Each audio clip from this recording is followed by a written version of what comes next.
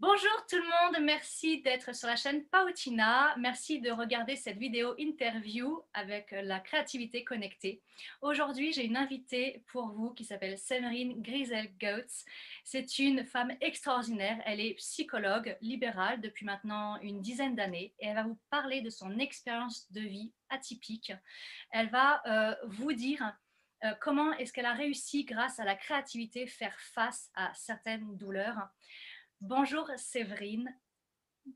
Bonjour Pautina, enchantée d'être avec toi aujourd'hui. Merci Séverine d'être là, de nous avoir donné un petit peu de ton temps pour nous parler un petit peu de ton expérience de vie qui est très riche. Merci beaucoup.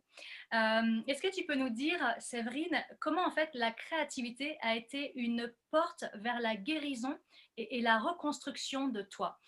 Qui tu es? C'est quoi un petit peu ton histoire de vie? Écoute, aujourd'hui, mon entourage dit de moi que je suis une femme pleine de vie, joyeuse. Et pourtant, j'ai un parcours de vie où j'ai vraiment vécu des expériences difficiles, douloureuses. Et la créativité m'a vraiment permis, voilà, d'aller chercher en moi-même, trouver des ressources, hein, pour affronter tout ça, pour survivre à tout ça. Et notamment, l'épreuve, voilà, qui a été la plus difficile pour moi, c'est l'accident qui est arrivé à mon bébé quand il avait 2 mois et demi. Il a été secoué très violemment par une nourrice à l'époque et il a aujourd'hui 23 ans et il est aujourd'hui porteur de nombreux handicaps, notamment au niveau visuel, au niveau cognitif, au niveau moteur, même si c'est un enfant qui est très joyeux, qui est très vivant. Mais c'est un majeur protégé aujourd'hui. Et quand j'ai été confrontée à cette épreuve, c'était mon premier enfant. Il a vraiment fallu que j'aille chercher en moi des forces, des ressources, hein, pour faire face à tout ça, pour survivre. Et ça a convoqué chez moi mon côté plutôt masculin, mon côté guerrière. Hein, c'est vraiment ça. Et pour survivre à tout ça, j'ai dû mettre en place comme une espèce de carapace émotionnelle et où je me suis coupée finalement un peu de mes émotions pour pouvoir me focaliser sur lui et Tu es le rentrée dans une forme de stimuler au maximum. résilience en fait pour pouvoir continuer à vivre avec cette douleur qui n'est à mon avis pas descriptible mais qui devait être poignante et tu as dû réapprendre donc tu as créé pour pouvoir réapprendre à vivre pour réveiller à nouveau la vie. Effectivement, tu vois, j'avais deux possibilités. Ou j'en faisais une dépression nerveuse, hein, parce que c'était mon premier enfant, il était dans le coma, il est ressorti du coma, c'était plus le même bébé, il avait 2 mois et demi, mais il savait plus téter, il voyait plus rien, il était amorphe. Donc j'avais deux solutions. Ou j'en faisais une dépression, ou je devenais créative pour pouvoir réveiller la vie en lui, pouvoir le stimuler. Et je suis partie plutôt dans cette voie-là. Et c'est là que j'ai mis en place, voilà, tout un programme donc, que j'ai créé, hein, par moi-même en allant piocher un petit peu partout sur Internet, ce qu'on pourrait appeler comme un programme de patterning, où on a passé des mois et des années avec plusieurs personnes qui venaient m'aider à le stimuler au niveau moteur, au niveau des yeux, au niveau du langage. Je lui ai appris aussi le braille, puisqu'il est déficient visuel très sévère, et pour qu'il puisse lire, pour qu'il puisse aujourd'hui se servir d'un ordinateur. Voilà. Et donc ça m'a vraiment demandé beaucoup de force et de créativité pour imaginer le programme qui pourrait voilà, reconnecter les neurones de son cerveau qui avaient été lésés Oui, dans c'était le vraiment traumatisme la antérieur. guerrière dont tu parles en fait. Il fallait vraiment se mettre dans une forme de guerrière pour pouvoir affronter ça. Alors c'est impressionnant, Séverine, parce que tu en parles, je connais donc l'histoire, on a eu l'occasion d'échanger ensemble, et en fait j'ai un poids dans le cœur malgré que je connais cet événement-là. Et toi, tu en parles avec un visage complètement lumineux, tu es radieuse, tu es transcendée en fait. Est-ce que tu peux dire aujourd'hui que tu as réussi à transcender la douleur complètement ou partiellement? Bah, écoute, c'est aussi de voir que tout ce que je créais, tout ce que j'imaginais avait de l'effet, voilà, sur mon bébé qui lui aussi, du coup, communiquait avec moi, était joyeux, souriait. On en a beaucoup ri, on s'est beaucoup amusés tous les deux, même si ça a été très fatigant, hein, puisque au bout de 10 ans, j'ai fait un burn-out maternel. hein, vraiment assez sévère, où j'étais vraiment épuisée parce que j'avais tellement donné bah, voilà, pour qu'il puisse voilà, récupérer, pour le stimuler, que j'ai eu aussi voilà, cette épreuve de vie à traverser quand il avait une dizaine d'années. Mais je peux dire qu'aujourd'hui, je suis heureuse parce qu'il a 23 ans et il est bien dans sa peau, il a trouvé un endroit pour vivre et on le voit de temps en temps et voilà, il fait ça sa vie de jeune adulte. Et puis, dans un deuxième temps, si tu veux, j'ai rencontré la sculpture. Et voilà, et là aussi, Et on euh, voit une statue derrière toi que je trouve particulièrement belle. Je l'adore. Et voilà, est-ce que ouais, je peux dire que cette création, c'est quelque chose qui a fait partie de ce parcours de vie et qui t'a aidé à un moment donné? oui, hein, la sculpture, ça a vraiment été pour moi une façon de m'auto-guérir, de me reconstruire et surtout de modéliser un petit peu la souffrance que j'avais vécue et le poids hein, de ce que j'ai traversé avec cet enfant parce qu'il a 23 ans, moi j'en ai 53, mais j'ai l'impression que ça fait 50 ans que je l'ai parce qu'au niveau énergétique, ce sont des enfants qui prennent énormément d'énergie. Encore aujourd'hui, hein, quand il est avec moi, je ressens souvent beaucoup plus de fatigue parce qu'il faut beaucoup l'aider, beaucoup l'accompagner, être très présent. Et cette sculpture, c'était vraiment voilà la maman hein, qui porte son bébé sur ses épaules pour l'aider voilà pour l'accompagner dans la vie, l'aider à s'éveiller. Il y en a une autre aussi que j'ai faite qui ressemble aussi un petit peu à celle-là.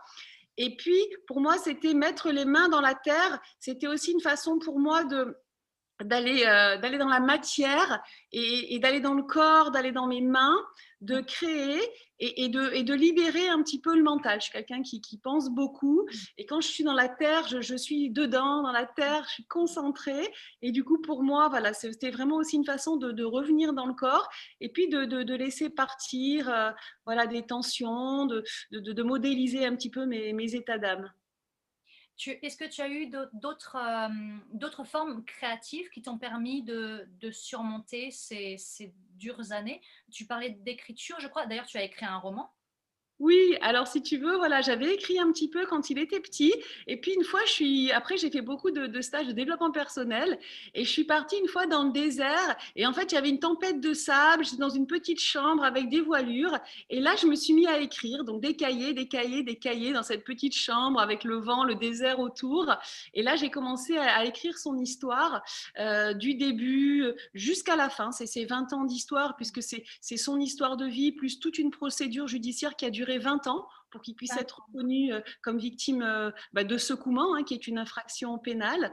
Voilà. Et ce livre, ça m'a permis alors déjà d'être créative, hein, puisqu'un livre, eh ben, on démarre de zéro, il n'y a pas de titre, il n'y a rien, on démarre avec une page blanche, et puis après, ben, on écrit, on écrit, on écrit, et c'est vraiment quelque chose qui m'a permis de m'alléger, de me désencombrer, de prendre du recul voilà, par rapport à cette histoire qui m'était arrivée, et quelle femme finalement ben, j'étais devenue en traversant cette aventure humaine et en accompagnant mon fils, parce que c'est une vraie aventure humaine, hein. C'est des hauts, c'est des bas, c'est des pics émotionnels, et OK. c'est aussi quelque chose qui est très fatigant, mais qui apporte beaucoup au niveau de soi et des forces et des ressources hein, qu'il faut aller chercher en soi pour pouvoir affronter cette épreuve. Tu as un parcours qui est extraordinaire dans le sens où il est transformateur. Tu ne pouvais pas faire autre chose que de te transformer et finalement d'aller chercher tout ton potentiel et de le mettre en lumière. Comme tu disais au début, soit tu coulais, soit tu réveillais la lionne, la guerrière, et avec tous les talents qu'elle peut développer pour pouvoir porter cet enfant-là sur le dos, puis le faire avancer. Cette statue, j'ai l'impression qu'elle a une vitesse dans l'action. J'ai l'impression qu'elle avance, cette maman, elle est splendide, elle porte son petit, puis elle a un pas qui est décidé, qui va vers l'avant. C'est juste merveilleux, finalement, ce parcours qui est à la fois tragique et qui est rattachée à une transformation qui est juste sublime. Tu es rayonnante, Séverine. Et Et puis, je voulais rajouter aussi que la créativité, en fait, ça m'a permis, si tu veux, de transformer peut-être une colère que j'aurais pu avoir, une tristesse que j'aurais pu avoir par rapport à ce qui m'est arrivé et presque une haine que j'aurais pu avoir puisqu'il n'est pas né hein, porteur de handicap. C'est le fruit d'une maltraitance hein, d'une personne contre lui et j'aurais pu, si tu veux, être très encombrée de haine, de colère, d'envie, de vengeance. Mais là aussi, j'avais deux options et j'ai plutôt choisi d'aller dans le mépris, dans l'indifférence pour cette femme hein, qui a pas su s'occuper de mon enfant. Et finalement, j'ai transformé ça, peut-être cette colère que j'aurais pu avoir, mais je l'ai pris plutôt comme une énergie, comme une force de création. Et en fait, je l'ai passé par d'autres choses plutôt que de me focaliser sur elle, parce que je ne serais pas aujourd'hui la femme que je suis si j'étais encore encombrée de haine et de colère depuis 23 ans. Je pense que j'aurais fait une maladie ou que je serais aigrie. Voilà.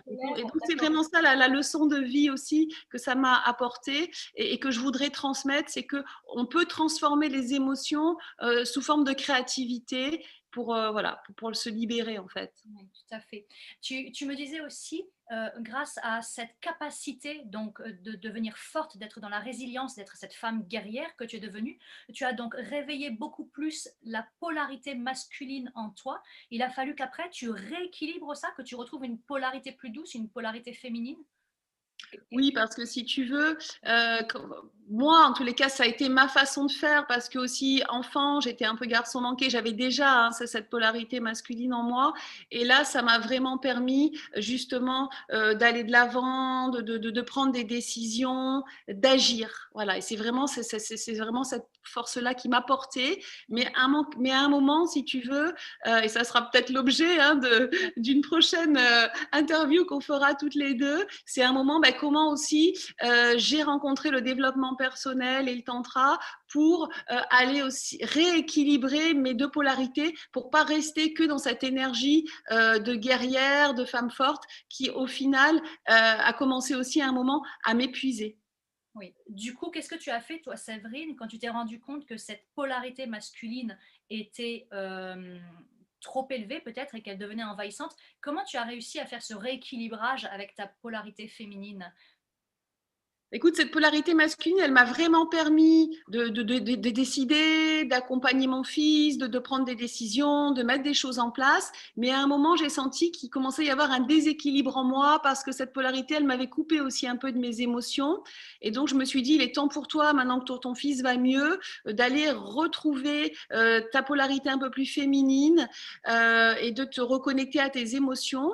Et c'est là que je suis rentrée dans le monde du développement personnel, puis du tantra. Et c'est vraiment par ce biais-là que aujourd'hui je me sens nettement plus équilibrée entre cette polarité masculine qui me donne de la force, hein, de la capacité d'agir, et ma polarité féminine qui est plus dans l'accueil, dans la sensibilité.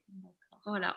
D'accord. Donc le tantra, moi je connais pas du tout. J'en ai entendu parler vaguement. Je sais aussi qu'il y a beaucoup de choses qui se disent sur le tantra. Toi maintenant, le tantra, tu considères ça comme une mission de vie? C'est quelque chose qui t'anime, qui fait partie de toi aujourd'hui.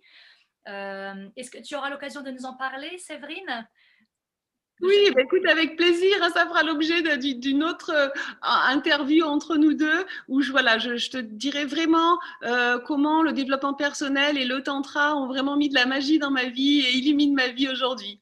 Merci, Séverine. Merci. Merci pour ta confiance et Merci. ton accueil. Merci. Merci.